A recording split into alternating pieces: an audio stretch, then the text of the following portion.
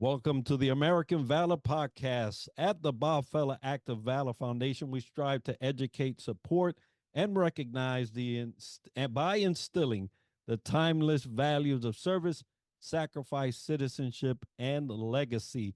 And today we are speaking with Carl Thompson, a U.S. Navy Command Master Chief and the 2014 Navy Chief Petty Officer Award recipient. Carl, brother, it is good to have you on the show today. Oh man, it is great to be here. Looking forward to it, and I know we've been trying to link up for a minute, so I'm very excited to be here. Well, we're fortunate to have you, and having gotten and received this award is a huge milestone for a lot of senior sailors since 2013, and you're the 2014 recipient. And so that legacy continues to build, and you continue in service, which is amazing. So tell us a little bit about you since you got the award real quickly, and then we'll get into the questions of today's episode. Yeah, no problem. Yep. So, Command Master Chief now, Carl Thompson. I currently work at the Center for Naval Air Technical Training Center in Pensacola, Florida. And yeah, I won the award back in 2014. It was only the second year of the award, so it was very still new to all of us. And I had just made senior chief, and the award was for an active duty chief, so we didn't even know if I'd get the award. But it was a great opportunity and experience all around, and looking forward to answering some questions with you and your team today. Outstanding. And I'm glad that you was able to participate and continue to get the award. I'm so glad that you were able to experience that. Now, talking about service and you still serving, winning the Bob Feller Active Valor Award highlights your commitment to service, mirroring Bob Feller's own dedication to his country. Can you share a particular moment or initiative where you felt your service made a significant impact, and how has being recognized for this award influenced your approach to giving back? Yeah, I got two quick ones. So current, actually, while I was serving on the USS George Washington, which is the ship where I had won the award off of back in 2014, we were home ported in Sasebo, Yokosuka, Japan, and we were in out in the Western Pacific, and we were in direct support of a typhoon up in the Philippines. And so we provided the George Washington Strike Group provided direct support for humanitarian efforts to that nation that was devastated by, I think it was Typhoon Yolanda at the time. And it's definitely not lost on that crew and myself, all the support and stuff that we provided them, the Republic of the Philippines, water, food, medical supplies, et cetera, et cetera. The helicopters and the V-22 Osprey were back and forth constantly providing that support. And we know that our sacrifice and our mission paid dividends to that nation, that grateful nation. And I think this just goes to show how the United States and our great Navy is always poised not only for the defense of our nation, but also in support of natural disasters around the world whenever needed. So it was that was a great opportunity for our ship and our crew. And I'll give you a quick another one. I was deployed over in Djibouti, Africa, and while there, I had some opportunities to take part in some community relationship events with some local schools and kind of interacting with children and teaching English. And even in the kind of the short period of time and interactions that we had with those communities and teaching that English to those young Djiboutian children, you could see the impact on their lives and the communities and the difference we made. And so it just makes you feel great that, around the world that we're giving back and we're just helping and making people's lives and communities just a little bit better. So I think, kind of to answer your question though, I think just appreciating people, giving back, saying thank you, no matter, most of us, as you know, in the military, we work hard and we don't really expect or want or need recognition. But, a thank you is nice. So I'm a lot more cognitive now, just saying thank you to my team, my family, my kids, no matter how big or small the effort that they do, just, saying thank you does go a long way. Absolutely. And I remember those moments where in deployment you get to interact with the local community. And a lot of that giving back is very impactful to not only the sailor that is doing it, but the community that we're serving.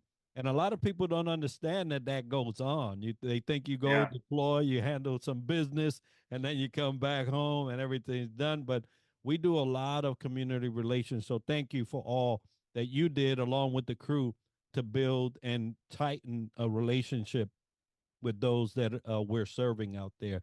Now, you mentioned sacrifice, and Bob Feller's legacy is intertwined with the sacrifices he made for his country during World War II.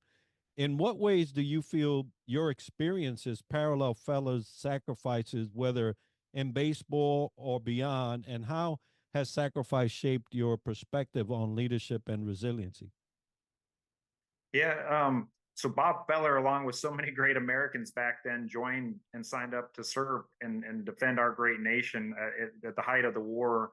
That alone, is admirable sacrifice. I joined prior to September 11th, due to September 11th, so many great Americans did sign up to support their country. But I signed up prior when we were generally at peace, myself, just like all the young men and women who sign up, and enlist and await those long deployments that are going to come.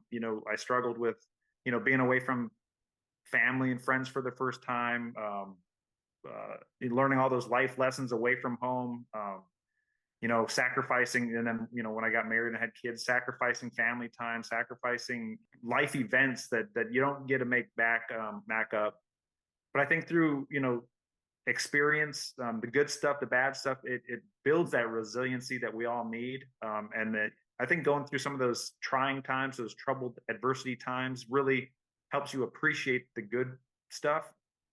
But either way, regardless, going through all that, any kind of sacrifice, struggle, those experiences, good or bad, I think really help shape me and probably most people for future. Now, years later, I'm a little smarter, wiser, and going through those same maybe challenges with my teammates, my subordinates. It helps me be a better leader and mentor to them because I have those experiences and tools in my tool belt. But obviously, it takes some adversity to go through that to get that experience. Yeah, absolutely. You know, everybody's sacrifices differs, especially in times you say, hey, I joined when it was more peace in the world, at least from our perspective. Yeah. And we were able to, readily volunteer. That era where Bob Feller said, hey, send me in, was an immediate jolt on the world, right? World War II, it just jolted the world, and he readily went. But it's the same in terms of our commitment to our nation, right? Our nation needs spokesmen and women called servicemen and women to go about and do the nation's bidding and make sure that freedom is standard, for Yeah. our citizens. And when we say, hey, I'll do that, that's also a huge sacrifice because we get pulled out of the world, right? We just get Right. plucked Yeah. out and get into this new community, new world. So thank you for that sacrifice and the many sacrifices that I know as a fellow sailor that we do on a day-to-day basis. Now, Bob Feller obviously did some things that we didn't, and it added to his legacy and why you have that trophy behind you standing there, right? And so let's talk a little bit about legacy. The Bob Feller Active Valor Award honors individuals who embody Feller's values, both on and off the field. As a recipient, how do you hope your legacy aligns with Feller's legacy of service, integrity, and patriotism? And what steps are you taking to ensure your impact endures for future generations? Yeah, so as I, kind of finish up my 26th year in the Navy and kind of starting to wind down my career, getting planning on retirement, I kind of reflect on the good times, the bad times, the struggles, the people, the great experiences, the opportunities, places I got to go. And I'm proud. I'm proud to be an American. I'm proud to be a sailor. Kind of what you just talked about. We ask our servicemen and women, we ask a lot of them, and it's not easy. Ultimately, we're asking them to write, a blank check to the United States, and possibly give their life in defense of that, our great country.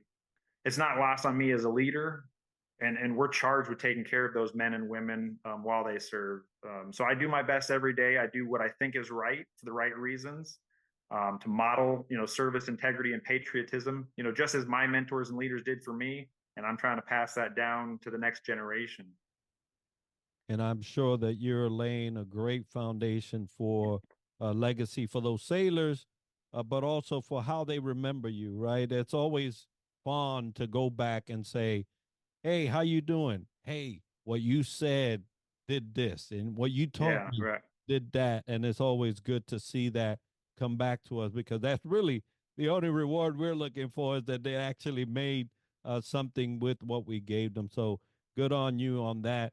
Now, you talked about the young men and women that comprise services, right? All five of them right now are going, getting service members to, especially during this time of recruitment where it has been challenging. But these young men and women say, let's go. And it's a sign of citizenship, a strong sense of citizenship. Bob Feller was not only a baseball legend, but also a proud citizen who believed in using his platform for positive change. How do you see your role as a citizen in today's society, and what initiatives or causes are you passionate about promoting to inspire others to be active citizens and community leaders? MCPON Mike Stevens, who was the Master Chief Petty Officer of the Navy in 2014 when I had won the award, he defined the chief petty officer as a rating as a chief petty officer is a quiet, humble servant leader. And I see myself as a servant leader, and I strive to be a productive member and citizen of whatever community I'm part of, whether that's church, school, sports, etc. I have wonderful, supportive parents and community leaders, whether that's teachers, mentors, leaders that I try to emulate. And throughout my life and military career, I've been involved in church groups, school groups, sporting, scouting, as well as other teams. These young men and women are the leaders of tomorrow, and these teams, just like I'd mentioned, help foster community relationships, sports, teamwork, and in my opinion, build that citizenship of tomorrow. And then I do look forward to retiring in the next few years, and probably joining the ROTC program as an ROTC instructor. This will give me the opportunity to continue to be affiliated with the Navy and the service that I love, but also helping mold those future leaders. Yeah, that JROTC program, a lot of people don't know. It's such a vital and key component in bridging military exposure to, and not necessarily military service, but Right. military exposure to kind of introduce what service looks like. And I love it. I love it. I Yeah. was part of the Air Force Junior ROTC, although I went Navy, but it really laid a solid foundation for me to be a young adult and say, yeah, I am a citizen of the United States, but there's so much more to explore. So I definitely applaud your effort to go in that direction to help citizens, young citizens, explore the possibility of service. If anything, the knowledge that there is more to being a citizen than just, common day living, right? So Yes. great, Oh, great for sure. thing to Yeah. be part of. Yeah, actually, I'll just get my son Anthony. He's a second year in college now, but he did ROTC, junior ROTC in high school, and you could see him and his friends and the maturity level, and it was a great program for him. You could tell. So great program for all these young men and women. Yeah, I agree.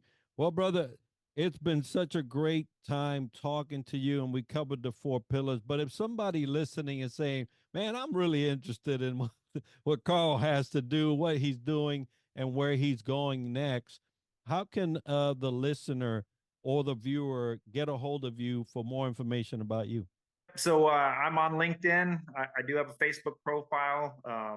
If you're still in the military, you can look me up through Microsoft Teams and or the DoD email servers as well. Outstanding. Well, folks, we'll have some of that information on the video and show notes so you can get a hold of Master Chief Carl Thompson. He is doing such a great job post receiving this award. Hey, Command Master Chief doesn't happen to everybody. It is something that is very special, coming from that community, coming from those positions in leadership. I know how much vested interest and trust the Navy puts in their senior enlisted leaders. So thank you, brother, for what you're doing. All the things that you achieved are something to be applauded, and we thank you for your service. Yeah, thank you. I appreciate your service also to our great nation, and what you continue to do for the team. Thank you. Outstanding. Well, everybody, for more information on the foundation, please visit us at our website, activevaloraward.org. And on behalf of the Bob Feller Active Valor Foundation, thank you all for joining us on this episode.